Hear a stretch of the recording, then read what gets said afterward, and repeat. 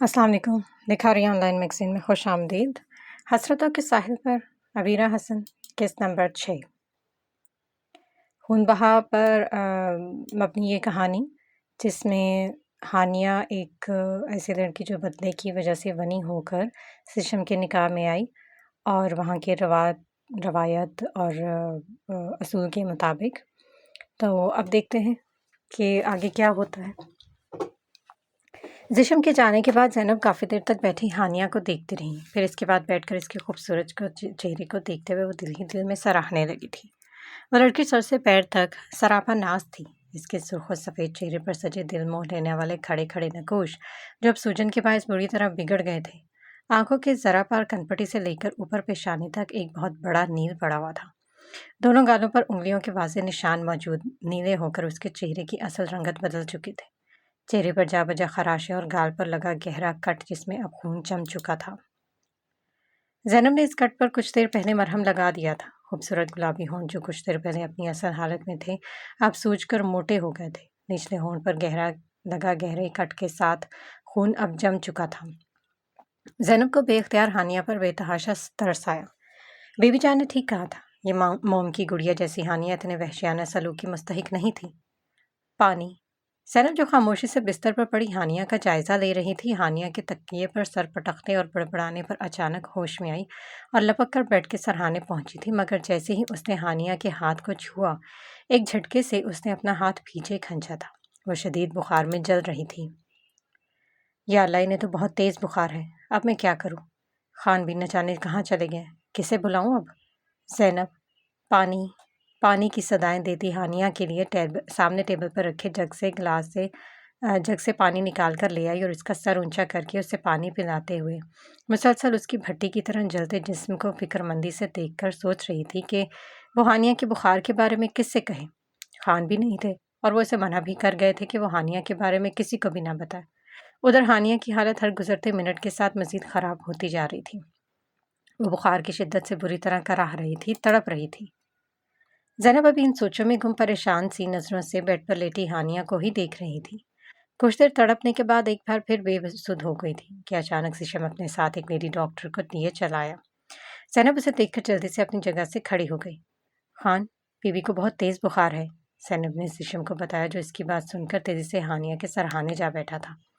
مگر زینب کی بات سن کر اس نے فوراً ہانیہ کی پیشانی کو چھو کر دیکھا تھا جو آگ کی طرح جل رہی تھی۔ زشم نے جلدی سے اپنا ہاتھ پیچھے کیا اور پریشان نظروں سے ڈاکٹر کو دیکھا۔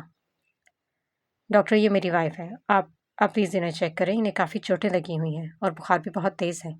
زشم اتنا کہہ کر خاموش ہو گیا۔ اس کے اندر حوصلہ ہی نہیں تھا کہ اپنے منہ سے اپنی صفاقی کے بارے میں ڈاکٹر کو بتاتا، جو حیرت سے ہانیہ کا بگڑا چہرہ دیکھ رہی تھی۔ یہ کیا ہوا انہیں؟ اتنی چوٹیں کیسے آئی؟ ڈاکٹر نے اپنا میڈیکل باکس کھولتے ہوئے حیرت سے پوچھا۔ بس ایک چھوٹا سا ایکسیڈنٹ ہو گیا تھا اور کچھ نہیں۔ زشم نے ہچکچاتے ہوئے شاید زندگی میں پہلی بار جھوٹ بولا تھا، تبھی اس کی زبان لڑکھڑا رہی تھی۔ ڈاکٹر صاحبہ، بی بی کمر پر بھی بہت گہری چوٹیں ہیں، انہیں بھی دیکھ لیجیے گا۔ ہانیہ کو ٹریٹمنٹ دیتی ڈاکٹر سے اچانک زینب بولی۔ ڈاکٹر نے چونک کر زینب کو دیکھا اور سر اس بات میں ہلانے لگی۔ تبھی پھر ہانیہ کو ٹریٹمنٹ دیتے ہوئے ڈاکٹر اس کی کمر کے زخموں کی بھی ڈریسنگ کرنے لگی تھی۔ اس دوران زشم جو خود اٹھ کر روم سے باہر چلا گیا تھا کہ نہ تو وہ دو عورتوں کے بیچ بیٹھ کر اپنی بیوی کو اس حالت میں دیکھ سکتا تھا اور نہ ہی اس کے اندر اتنی سکت تھی کہ وہ ہانیہ کے ان زخموں کو دوبارہ سے دیکھ پاتا۔ تبھی وہ اٹھ کر کمرے سے باہر آ کر ٹہلنے لگا۔ پھر اسے باہر ٹہلتے ہوئے نہ جانے کتنی دیر ہوئی تھی کہ کمرے کا دروازہ کھول کر ڈاکٹر باہر آئی تھی۔ مسٹر خان، میں نے آپ کی وائف کو ٹریٹمنٹ دے دیا ہے، ان کے زخموں کی ڈریسنگ بھی کر دی ہے، مگر آپ کوشش کیجیے گا کہ آئندہ ان کے ساتھ اتنا وحشیانہ سلوک نہ ہو۔ میں ایک ڈاکٹر ہوں، مجھے اچھی طرح سے پتہ ہے کہ ایکسیڈنٹ میں لگنے والی چوٹوں اور کسی کو مار پیٹ کے دوران آئی چوٹوں میں کیا فرق ہوتا ہے۔ اور آپ کو ایک بات اور بتاتی چلوں کہ آپ کی وائف کا شدید سٹریس لینے کی وجہ سے نروس بریک ڈاؤن ہوا ہے۔ یہ شاید آپ کو پتہ بھی نہیں، اس لیے اگر آپ انہیں زندہ دیکھنا چاہتے ہیں تو ان کا بہت زیادہ خیال رکھیے گا۔ میڈیسن میں نے اندر آپ کی ملازمہ کو سمجھا دی ہے، کچھ ہی دیر میں پیشنٹ کی حالت میں سدھار آ جائے گا۔ میں نے انہیں انجیکشن دے دیا ہے، اب وہ صبح تک ہی اٹھیں گی اور کل آپ انہیں کلینک لے آئیے گا ڈریسنگ کے لیے۔ اگر وہ نہیں آ سکتی تو مجھے کال کر دیجیے گا، میں اپنی کلینک میں کمپاؤنڈر لڑکی کو بھیج دوں گی۔ ڈاکٹر نے تیکھے انداز میں زشم کو دیکھتے ہوئے کہا اور رخصت ہو گئی۔ ڈاکٹر زشم کو ہانیہ کے جسم پر مار پیٹ کے زخموں کے لیے اثر قصوروار سمجھ رہی تھی، جو کہ بالکل ٹھیک بھی تھا۔ ڈاکٹر کے جاتے ہی زشم، جو ہانیہ کے نروس بریک ڈاؤن کا سن کر بالکل ساکت کھڑا تھا، شکستہ قدموں سے چلتا اندر چلا گیا اور دوبارہ جا کر ہانیہ کے سرہانے جا بیٹھا۔ ہانیہ ابھی ویسے ہی بے حس و حرکت پڑی تھی، بس اب فرق صرف اتنا تھا کہ پہلے اس کا جسم آگ کی طرح جل رہا تھا، مگر اب بخار پہلے کے مقابلے قدرے کم تھا۔ تم جاؤ زینب، میں ہانیہ کے پاس ہوں۔ زشم کی ٹھہری ہوئی آواز پر زینب اس بات میں سر ہلاتی ہوئی آخری نظر ہانیہ پر ڈال کر باہر نکل گئی، اور زشم نے سر بیڈ کی پشت سے ٹکاتے ہوئے اپنی جلتی آنکھیں موند لیں۔ کچھ مہینے پہلے کی ہی بات تھی جب مرجان بی بی نے اپنی حویلی میں ہانیہ کو دیکھا تھا۔ وہ بی بی جان کے پاس اپنی خالہ کے ساتھ حویلی آئی تھی، مگر اس کی بے تحاشا خوبصورتی دیکھ کر مرجان بی بی واقعی حیران ہو گئی تھی۔ پھر بی بی جان کی نظروں میں اس کے لیے پسندیدگی دیکھ کر ان کے دل میں پہلی بار اس انجان لڑکی کے لیے اچانک شدید کھولن کا احساس پیدا ہوا تھا۔ وہ سمجھ گئی تھی کہ بی بی جان اس خوبصورت نازک سی لڑکی کو زشم کے حوالے سے سوچ رہی تھی، جو ان کی بھتیجی کے مقابلے میں قابل رشک حسن کی مالک تھی۔ تبھی وہ جو ہانیہ کی خوبصورتی سے ایک منٹ کے لیے متاثر ہوئی تھی، بعد میں ان کی وہی خوبصورتی زہر لگی تھی، اور تبھی سے وہ ہانیہ کو ناپسند کرنے لگی تھی۔ مگر کل پھر اسی ہانیہ کو زشم کی بیوی اور اپنے بیٹے کے قاتلوں کے روپ میں دیکھ کر تو وہ غم و غصے سے صدمے سے پاگل ہو اٹھی تھی۔ ان کے دل میں موجود ہانیہ کے لیے ناپسندیدگی شدید نفرت میں بدل گئی تھی، اور یہ ان کے اندر کی نفرت و کھولن ہی تھی جسے انہوں نے ہانیہ کے نازک وجود پر اتار دیا تھا۔ زشم کے آنے سے پہلے ہی انہوں نے اس کو بری طرح پیٹ ڈالا تھا۔ زشم پر بس ان کی بھتیجی کا حق تھا، ہانیہ کا نہیں۔ مرجان بی بی ہانیہ کو اس حویلی میں ایک ملازمت سے بھی بدتر زندگی گزارتے دیکھنا چاہتی تھی۔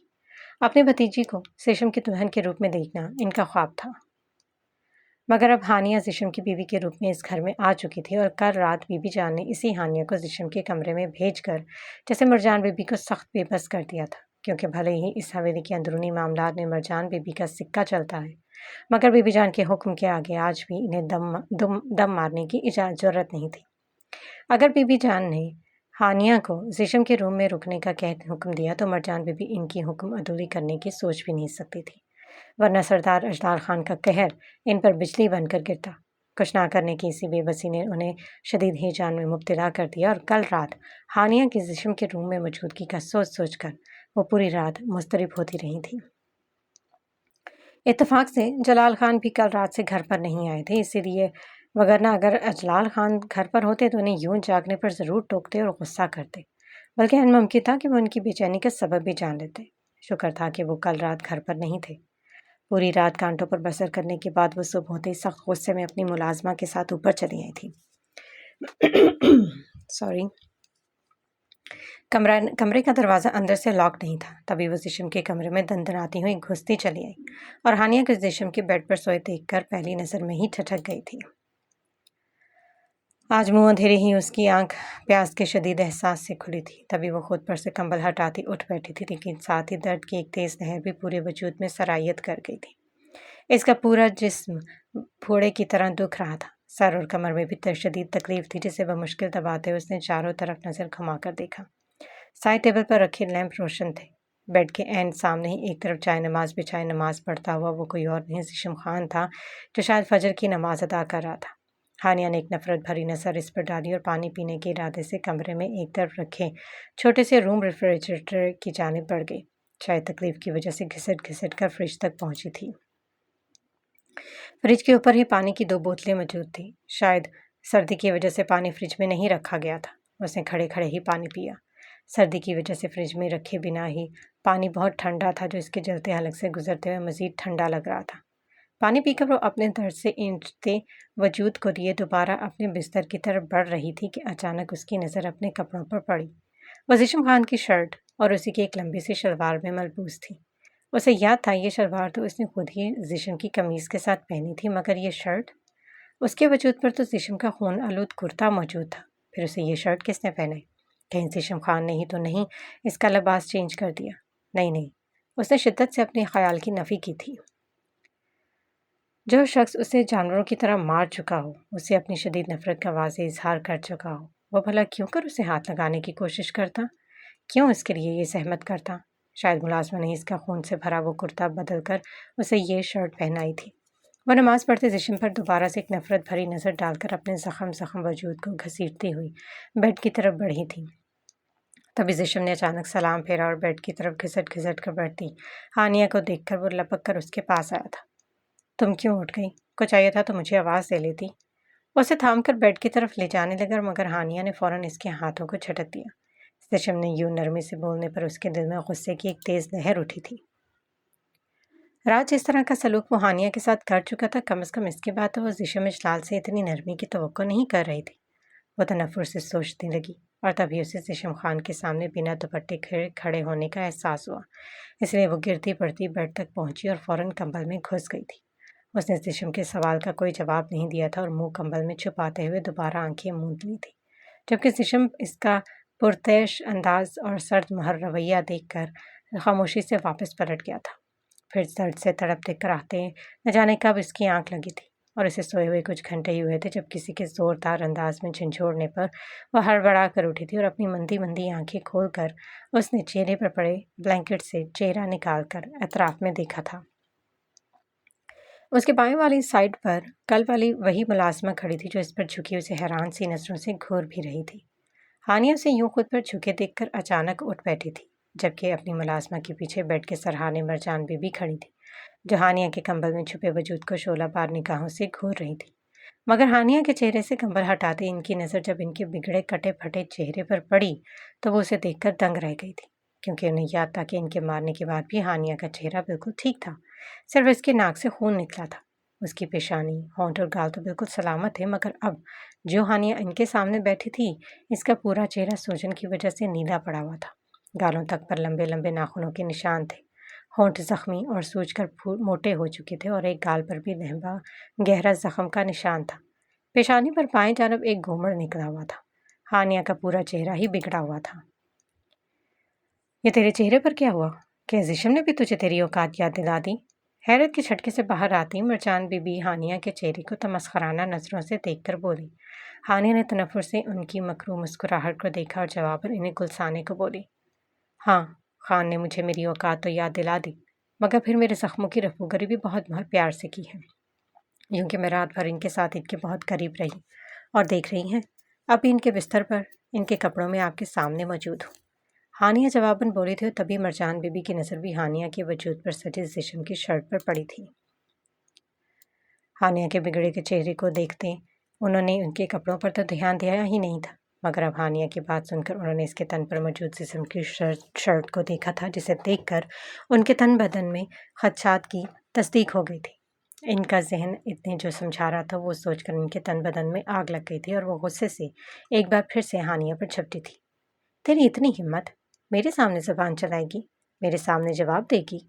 उसका ये पुरएतमाद अंदाज देखकर मरजान बीबी जलाली अंदाज में उसकी तरफ झुकी थी और एक हाथ से हानिया की कलाई पकड़ी थी तो दूसरे हाथ से इसके बाल पकड़कर एक झटके से अपनी तरफ खींचा था।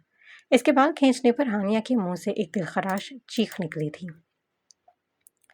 एक ही रात में तेरे पर निकल आए, हाँ? जिशम ने अगर तुझे मुंह लगा लिया तो अपनी औकात भूल कर हमारे सर पर नाचेगी, मुझे जवाब देगी, मुझे समझाएगी, जबान चलाने की जुर्रत करेगी।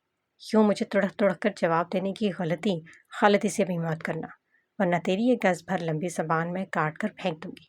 चल उठ, उठ और नीचे चलकर सबके लिए नाश्ता बना। उठ नवाबजादी, ये तेरे बाप का घर नहीं है, हमारी हवेली है। वो गुस्से से हानिया के बालों को झंझोड़कर दांत पीसती हुई बोली थी, जबकि हानिया मुसलसल उनके हाथ से बाल छुड़ाने की कोशिश करते हुए तकलीफ से बेहाल होकर चीख रही थी। चिल्लाना बंद करो और उतर बेड से नीचे। चल, किचन में सबके लिए नाश्ता बना। तुझ महारानी को इस हवेली में आराम करवाने के लिए नहीं लाए हैं। उठ, उठती हैं या कल की तरह आज फिर मार खार कर समझेगी। मरजान बीबी ने ज़बरदस्ती उसे खींचकर बिस्तर से उतार लिया था और उसे अपने साथ घसीटते हुए बाहर ले जाने लगी थी। हानिया पहले ही जिस्म में उठते दर्द की वजह से हिलने की भी हिम्मत नहीं कर पा रही थी। अब मरजान बीबी के इस जारहाना अंदाज में एक बार फिर इसकी आंखें बहने लगी थी और तभी हानिया के बाएं तरफ मौजूद अटैच बाथरूम का दरवाज़ा खुला था। जीशम अंदर बाथरूम में था और उसी वक्त नहाकर बाहर निकला था, मगर सामने चलते मंजर ने उसे जैसे साकत सा कर दिया था।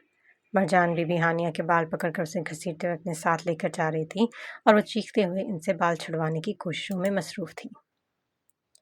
जिशम हानिया की चीखें सुनकर लपक कर इनके पास पहुंचा था और इनके हाथ से हानिया के एक बाल एक झटके से छुड़वाए। इसी खींचातानी में हानिया के खूबसूरत रेशमी बाल पूरी तरह नोचे गए थे और वह तकलीफ की शिद्दत से सिसक उठी थी।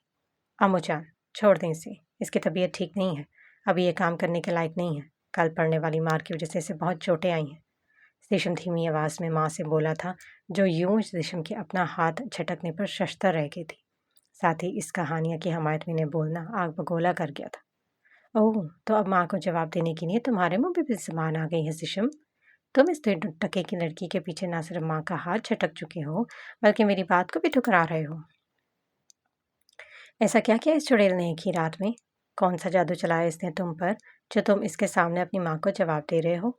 मरजान बीबी ने गुस्से से सर झुकाए खड़े रेशम को देखा और भड़क कर बोली, इन्हें बेटे का यूं इस लड़की की हमायत में बोलना एक आंख नहीं भाया था, जबकि इनकी हानिया के मुतालिक कही गई बात पर रेशम का चेहरा यकलक शर्म, खजालत और गुस्से से सुर्ख हो गया था। गुस्ताखी माफ़ है मुझान, मगर मेरा इरादा आपकी तौहीन करने का नहीं था। मैं फिर बस आपको हानिया की तबीयत की वजह से मना कर रहा हूँ। रात इसकी हालत बहुत बिगड़ गई थी, डॉक्टर को बुलाना पड़ा और उन्होंने मुझे सख्ती से मना किया कि इससे कोई काम ना करवाया जाए। इसे अभी आराम की ज़रूरत है, रेशम नज़रें झुकाए ही बोला था और मरजान बीबी बिना कोई जवाब दिए रेशम के पास खड़ी हानिया को कीना तोड़ नज़रों से घूरते हुए गुस्से से तनफन करती कमरे से निकलकर नीचे चली गई थी।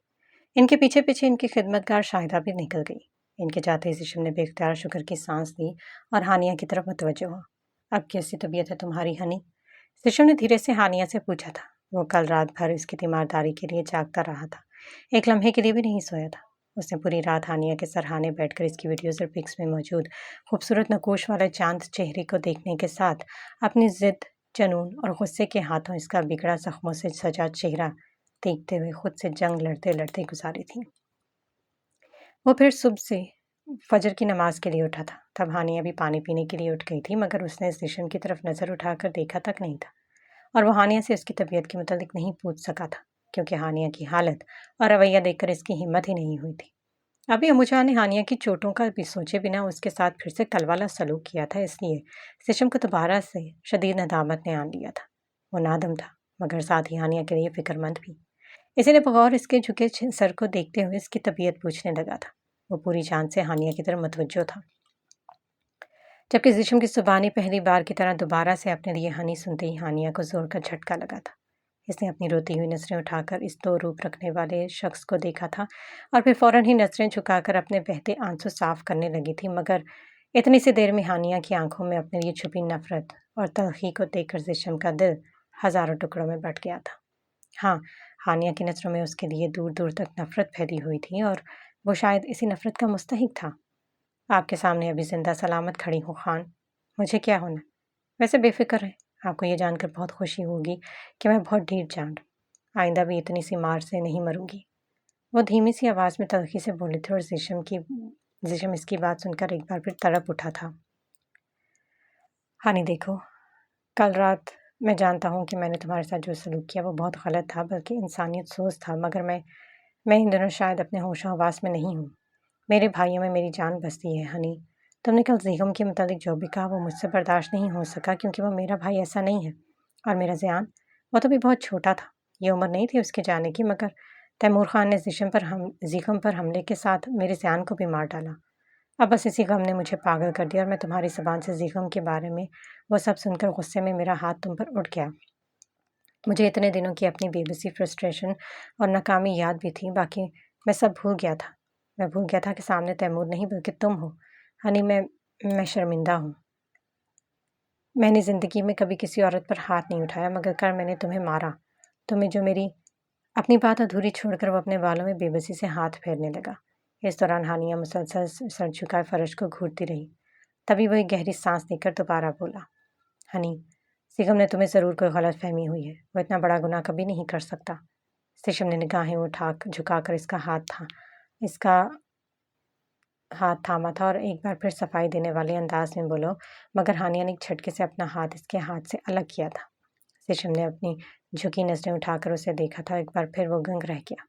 हानिया की नज़रें सिशम के चेहरे पर ही टिकी थी, मगर इसकी इन सर्द खामोश निगाहों में सिशम के लिए नफरत, अजनबियत, हकारत, गुस्सा, तलखी, सर्द मोहरी, हर जज्बा मौजूद था सवाए मोहब्बत के।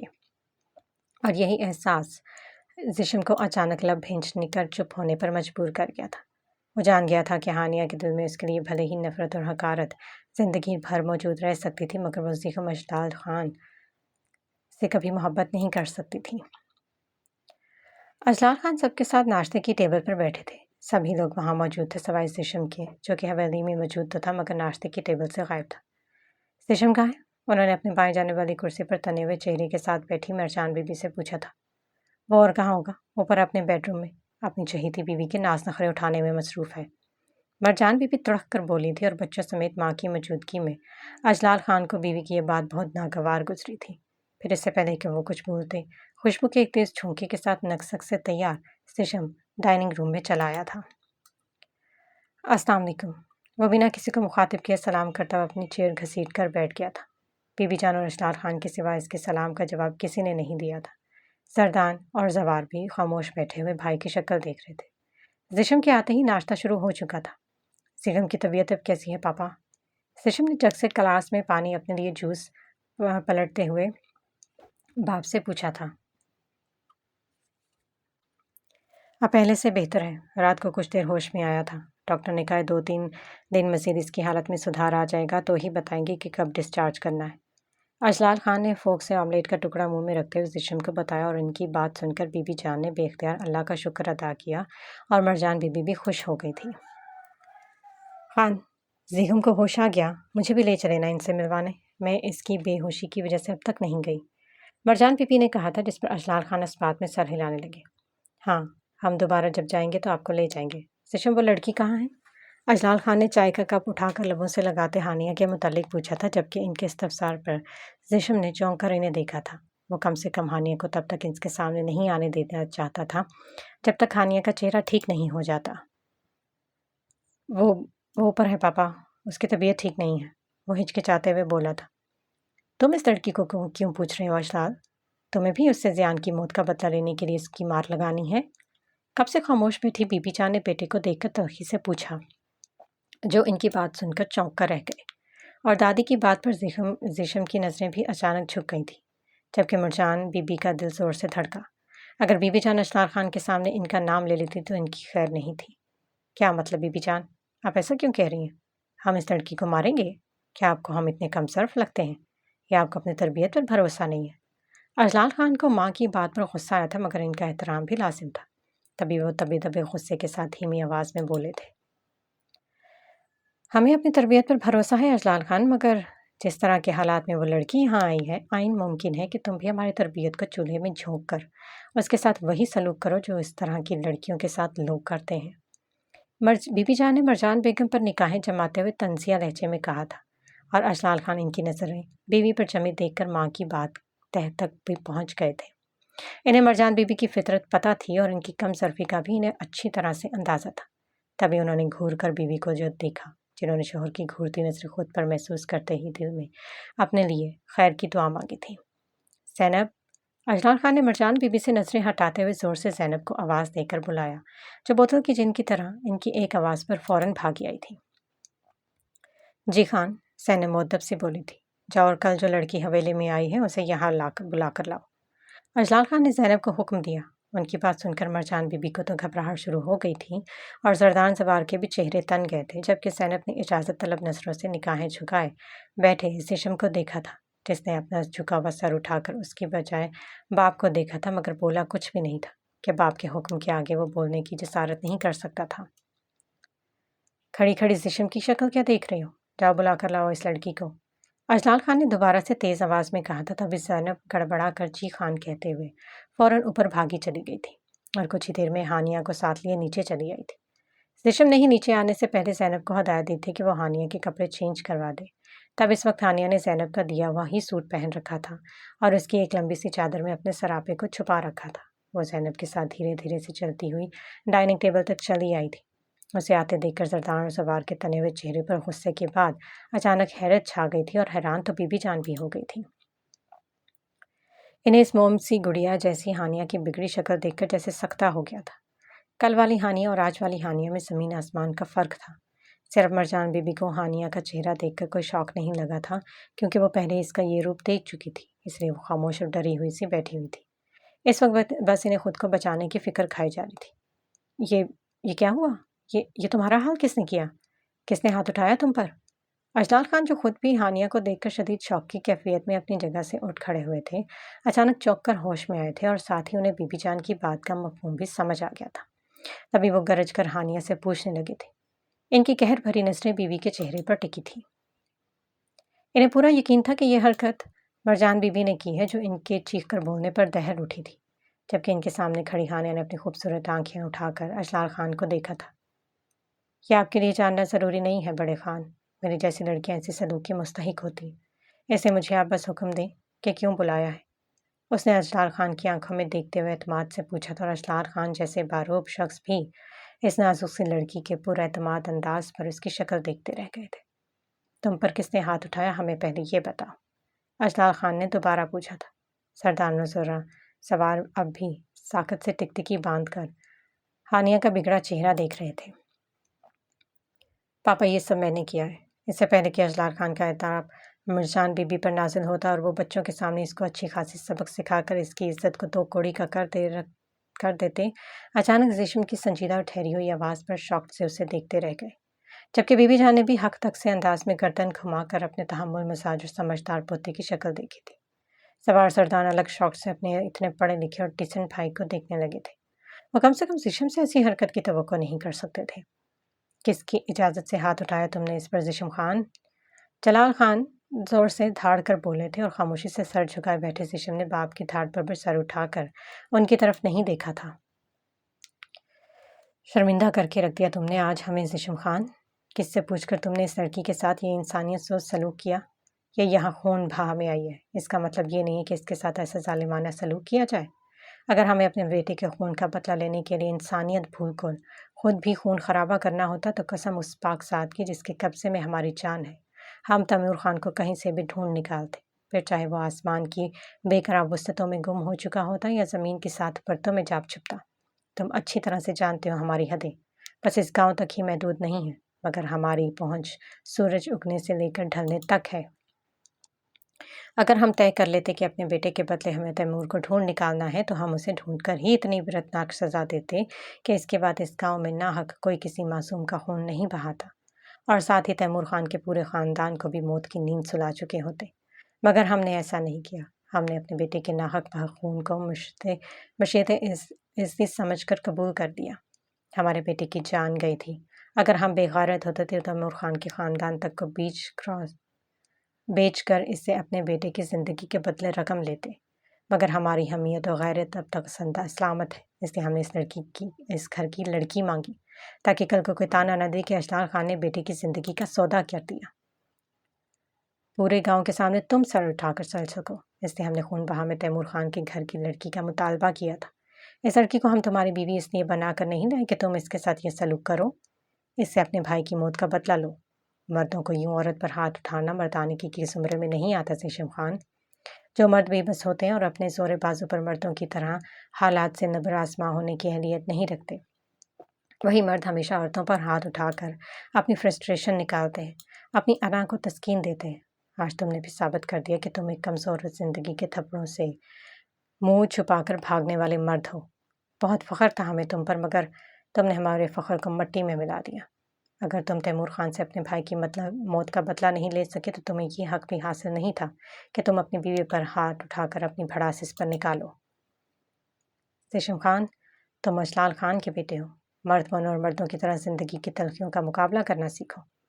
اجلال خان بولنے پر آئے تو بولتے ہی چلے گئے، جبکہ ان کے سامنے بیٹھے زیشم نے باپ کی تلخ باتوں اور طنز کے تیروں کو چپ چاپ اپنے دل پر سہا تھا اور ضبط سے مٹھیاں بھینچی خاموشی سے نظریں جھکائے بیٹھا رہا۔ پاپا، میں اپنی غلطی پر شرمندہ ہوں۔ بہت دیر بعد جب وہ بولنے کے قابل ہوا تو اس کی زبان سے یہ الفاظ ادا ہوئے تھے۔ سر ابھی بھی جھکا ہوا تھا کہ باپ کو دیکھنے کی اس کے اندر ہمت نہیں تھی۔ ہمیں تم سے یہ امید نہیں تھی زیشم، تم نے ہماری تربیت کو واقعی شرمندہ کر دیا ہے۔ بی بی جان بھی بھرائی ہوئی آواز میں بولی تھی، ساتھ ہی انہوں نے نظر اٹھا کر خاموش کھڑی ہانیہ کو دیکھا تھا جو خود بھی نگاہیں جھکائے کھڑی تھی۔ بی بی جان، پاپا، آپ لوگ مجھے معاف کر دیں۔ میں نے غصے میں ہانیہ پر ہاتھ اٹھایا، لیکن میں اپنی غلطی کا ازالہ کرنا چاہتا ہوں۔ میں ہانیہ کو اپنے ساتھ شہر لے کر جانا چاہتا ہوں۔ زیشم نے اچانک سے سر اٹھا کر باپ اور دادی سے پوچھا تھا۔ اسے پتا تھا کہ اس کے دوبارہ شہر جاتے ہی امو جان ہانیہ کے ساتھ پھر سے وہی بدسلوکی کریں گی۔ पापा के सिवा हवेली में इन्हें कोई भी रोकने की जसारत नहीं कर सकता था और पापा ज़्यादातर हवेली से बाहर रहते थे। ऐसे में अम्मूजान हानिया को किसी सूरत भी नहीं बख्शेंगी, इसलिए वो हानिया को अपने साथ लेकर जाना चाहता था। जबकि हानिया जो कब से निगाहें झुकाए खामोश सी खड़ी थी, उसने जिस्म की बात सुनकर हैरत से उसकी तरफ देखा था। मरजान बीबी भी जिस्म की बात सुनकर पहलू बदल कर रह गई थी। इन्हें जिस्म की फरमाइश पर सख्त धचका लगा था, मगर वो इस वक्त सास और शोहर के सामने कुछ बोलकर अपनी शामत को आवाज़ नहीं देना चाहती थी। बीबी जान, अगर आप इजाज़त दें तो मैं भी जिस्म खान को उसकी बीवी के साथ यहाँ से शहर भेजना चाहता हूँ। अजनार खान ने बेटे की आंखों में लिखी वाज़ेह ख्वाहिश पढ़ ली थी, जो मुसलसल बाप और दादी को पुरउम्मीद नज़रों से देख रहा था, और उन्हें बीवी की बेचैनी भी समझ में आ रही थी। तभी उन्होंने इस बात में सर हिलाते हुए खुद भी इजाज़त तलब नज़रों से माँ को देखा था। ठीक है, तुम इसे ले जाओ, लेकिन अगर तुमने इस बच्ची के साथ किसी भी किस्म का जुल्म सालिमाना सलूक किया तो याद रखना, हम मरते दम तक तुम्हें माफ़ नहीं करेंगे जिस्म खान। बीवी जान जिस्म को वार्न करते हुए अपनी जगह से उठी और फिर डाइनिंग हाल से बाहर निकलती चली गई। वो जिस्म के साथ जाना नहीं चाहती थी, मगर इसके साथ इसकी मर्जी कौन पूछ रहा था। यहाँ वो खून बहा में आई थी और ये हक उसे हासिल नहीं था कि वो अपनी मर्जी से कोई फैसला कर लेती।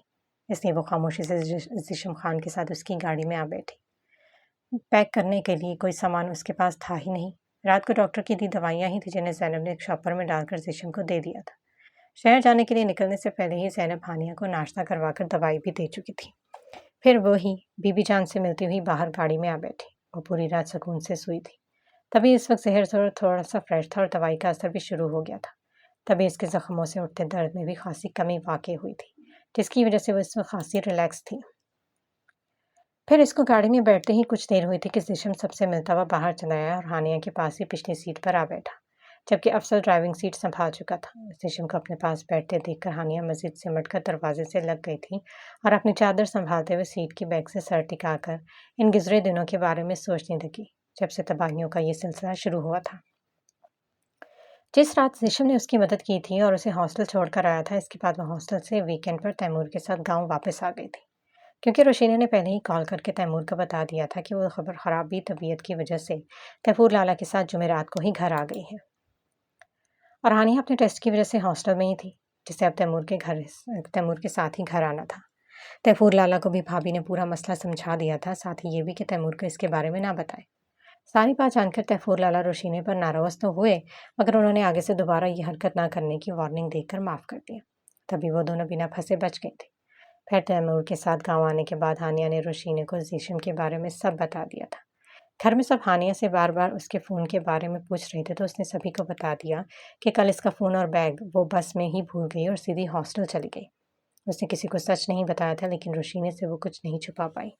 उसे वो वापस आते ही बता चुकी थी कि उसके साथ क्या हादसा हुआ और साथ ही जिस्म खान की मदद से वो किस तरह इन मर्द और औरत के नापाक हाथों से बची थी। और रोशीने जो वैसे भी जिस्म के मुतासरीन में शामिल थी, उसने हानिया की ज़बानी सब जब सारी बात सुनी तो वह बेख्तियार खुश हो गई। फिर वो वक्तन फ़वक्तन हानिया से जिस्म के बारे में बात करने लगी थी। हानिया को याद था वो दिन इतवार का था, जब दोनों गांव के पास मरकज़ी सड़क के किनारे बने इस झरने पर गई थी। इनका गांव क्योंकि पहाड़ के दामन में बना हुआ था, तो यहाँ कुदरती खूबसूरती की बहुतात थी। ढेरों बाग और खूबसूरत लहलहाते खेतों के सिवा गांव की मरकज़ी सड़क की दूसरी तरफ एक बेहद खूबसूरत झरना था, जो ऊपर कहीं पहाड़ के दामन से गुजरता ऊपर पहाड़ के दामन से गिरता हुआ नशीब की तरफ आ रहा था। यह झरना खूबसूरती में अपनी मिसाल आप था। हानिया जब भी गांव आती रोशीने से झरने पर चलने की जिद करती थी, मगर अक्सर ही किसी न किसी वजह से इनका वहां जाना नहीं होता था। कभी तैमूर ने जाने को मना कर देता, तो कभी खाला अम्मा मना कर देती। लेकिन उस दिन रोशीने न जाने किस मूड में थी कि वो हानिया की बिना कहे उसे उस झरने पर ले गई थी। भाभी की मदद से वो खाला अम्मा से भी इजाज़त ले चुकी थी। झरने पे काफ़ी मज़ेदार सा वक्त एक साथ गुजार कर वो दोनों शाम के वक्त घर जा रही थी। रोशिनी नशरीब में बहते इस झरने की ढलवान ज़मीन पर चढ़ती अपने साथ ही मौजूद हानिया को लिए ऊपर सड़क तक आ रही थी। मुसलसल जिस्म खान की तारीफ में रतबुल लिसान थी। वो हानिया को बता रही थी कि जिस्म खान बला का खुदा तर्स और रहम दिल इंसान था और बहुत साफ नीयत का एक शरीफ मर्द था, जिसे रोशिनी ने गाँव में जब भी देखा हमेशा झुकी नज़रों के साथ ही चलते हुए देखा था। वो दोनों एक दूसरे से बात करती हुई सड़क पर पहुंच गई थी और सड़क क्रॉस करके आगे बढ़ ही रही थी कि तभी कोई अचानक इनकी राह में हाइल हुआ और इस आने वाले को देखकर रोशिनी का चेहरा तन गया। हाय, कैसी हैं आप लोग? आपको तो मैं जानता हूँ, आप तैमूर लाला की बहन रोशीन है और हमारी ही यूनिवर्सिटी में पढ़ती हैं। मगर इन्हें पहले कभी नहीं देखा यहाँ। ये कौन है? सीगम हानिया को नजरों के हिसार में लिए हुए बोला था। क्यों? तुम इसके बारे में क्यों जानना चाहते हो? ये जो भी हो तुम्हें इससे मतलब नहीं होना चाहिए मिस्टर सीगम। तुम सीधी अपनी तरह अपनी दाटो। रोशिनी जो पहले उससे खार खाए बैठी थी फौरन भड़क कर बोली, मगर इसकी गुस्सीली और तेज आवाज पर सीगम ने ताज्जुब से एक आईब्रो उचका कर उसे देखा था। आप ये किस टोन में बात कर रही हैं मुझसे? हम ऐसे लहजे सुनने के आदी नहीं हैं मिस रोशिनी, इसलिए अपनी आवाज़ और तेवरों को काबू कीजिए। जहाँ तक मुझे याद पड़ता है, मैंने गांव के सिवा यूनिवर्सिटी में भी आपको देखा ज़रूर है, मगर ना तो कभी मेरा वास्ता आपसे पड़ा और ना कभी मैंने आपसे बात की। फिर आपकी ये टोन मेरी समझ से बाहर है। सीगम खिलाफ आदत आराम से बोला था। तुम बात करते भी तो मैं तुम्हें जैसों को मुंह लगाने के काबिल नहीं समझती। तुम इस लायक ही नहीं हो जितना चाहे नेक नामी का नाटक कर लो। तुम सीगम खान, मगर मैं सच्चाई से वाकिफ हूँ। वर्दा की कातिल तो तुम हो। पहले तुमने उसे दामे उल्फत में से फंसाया और उसका फायदा उठाया, और फिर इससे नजरें फेरी। तुम जैसों को तो चौक पर लटकाकर गोली मार देनी चाहिए, क्योंकि पागल कुत्तों का इलाज यही होता है। रोशिनी के फुकारते लहजे पर सीगम का चेहरा तैश और तुहिन से सुर्ख हो चुका था। साथ ही वर्दा के जिक्र ने सीगम को सख्त मुश्तिल कर दिया और वो अपने जबड़े भेजते हुए जोर से धड़ा। यू सीगम ने रोशिनी पर हाथ उठाया था, मगर रोशिनी ने इसका हाथ हवा में ही रोक लिया था, जबकि सीगम को रोशिनी पर हाथ उठाता देखकर हानिया की जोरदार चीख फिजा में गूंजी थी। वो रोशिनी की काटदार बातों के जवाब में सीगम को भड़कते देखकर बुरी तरह डर गई थी। तुम्हारी इतनी मजाल दो कुड़ी की लड़की, तुम सीगम खान को बेइज्जत करोगी? तुम्हारी इतनी हिम्मत? जीगम गरज कर बोला था। दो कौड़ी की मैं नहीं, तुम हो जीगम खान। अपनी हवस के पीछे तुमने एक मासूम की जिंदगी ना सिर्फ बर्बाद कर डाली, बल्कि इसको मौत के घाट भी उतार दिया। तुम इंसान के रूप में जीते जागते हैवान हो। मेरे बस में होता तो मैं तुम्हें पुलिस के हवाले कर देती, मगर हाँ, मैंने तुम्हारे बड़े भाई को तुम्हारे काले करतूत जरूर बता दिए, और जिस दिन मुझे तुम्हारे खिलाफ कोई भी सबूत मिल गया ना, उस दिन पुलिस के साथ साथ तुम्हारे अब्बा जान को भी तुम्हारे सारे कारनामे बता दूंगी। रोशिनी ने जीगम की सबसे सुर्ख पड़ती आंखों को देखते हुए निडर लहजे में कहा था, मगर इसकी बात सुनकर जीगम तमस्खराना अंदाज में मुस्कुराने लगा। अच्छा, तुम क्या समझती हो कि लाला को मेरे खिलाफ बताकर तुम मुझे इनकी नजरों में गिरा दोगी? वो मेरे लाला हैं, मुझ पर अंधा एतमाद करते हैं। तुम क्या, तुम्हारी जैसे हजारों भी उनके सामने मेरे खिलाफ खड़ी होकर बोलेंगी ना, तभी वो कभी यकीन नहीं करेंगे। यही हाल मेरे पापा का है। वो भी लाला की तरह ही मुझ पर खुद से ज़्यादा यकीन करते हैं। और रही बात पुलिस की, तो मैं तुम्हारी इस तरह भीख मंगा नहीं हूँ। जल्दी पूछती रही सुन, पैसे में बहुत ताकत होती है। मेरे बाप से लेकर मेरे भाई तक के तलवे चाटती है तुम्हारी ये पुलिस। इसलिए अपनी खोखली धमकियां अपने पास रखो और दोबारा कभी मुझसे उलझने की कोशिश मत करना, वरना मैं तुम्हारा वो हाल करूंगा कि तुम पनाह मांगोगी मेरे शर से। और हाँ, एक बात याद रखना कि मैं सिर्फ धमकियां नहीं देता। वो तर्ज से बोलता हुआ ऋषिने पर एक हकारत भरी नजर डालकर हानिया को भरपूर नजरों से देखता हुआ वापस पलट गया। रोशी, आप ही, आपको इस इंसान से नहीं उलझना चाहिए था। ये मुझे ठीक नहीं लग रहा। हानिया वापस जाते सिगम की पुश्त को देखते हुए खौफजदा से लहजे में कहा, डरो मत हानि, ये मेरा कुछ नहीं बिगाड़ सकता, क्योंकि ये जानता है कि मैं इस गांव की हूँ। उसने मेरे साथ अगर कुछ भी उल्टा सीधा करने की कोशिश की तो बुरी तरह फंसेगा। रोशिनी ने बेफिक्री से कहा और हानिया उसकी शक्ल देखती रह गई। फिर ये सिलसिला रुका नहीं था। हानिया और रोशिनी गांव से दोबारा यूनिवर्सिटी भी चली गई थी, मगर यहाँ आने के बाद भी उसने सिगम को अपने आगे पीछे दीवानों की तरह घूमते देखा था। वो हानिया से कहता कुछ नहीं था, बस खामोशी से इसके साए की तरह ताक़ुब करता था। सीगम खान इंजीनियरिंग का स्टूडेंट था, मगर हानिया से मिलने के बाद वो मुसलसल साइंस डिपार्टमेंट के चक्कर काटने लगा था। और तो और एक दिन हानिया ने उसको अपने पीछे हॉस्टल में भी आते देखा था, मगर तभी वो बेहद परेशान हो गई थी। वो रोशिनी के साथ ही सुबह यूनिवर्सिटी जाने के लिए हॉस्टल से निकलती थी, मगर वापसी अकेले ही करनी पड़ती थी, क्योंकि रोशिनी और उसकी क्लासेस का टाइम एक दूसरे से बिल्कुल अलग था। वो अकेली ही हॉस्टल वापस आती थी, इसलिए उसे अकेला पाकर सीगम इसकी राहों में हायल होने लगा था। फिर इससे पहले कि वो सीगम के बारे में रोशिनी को बताती, एक दिन रोशिनी को खुद ही इसके बारे में पता चल गया था।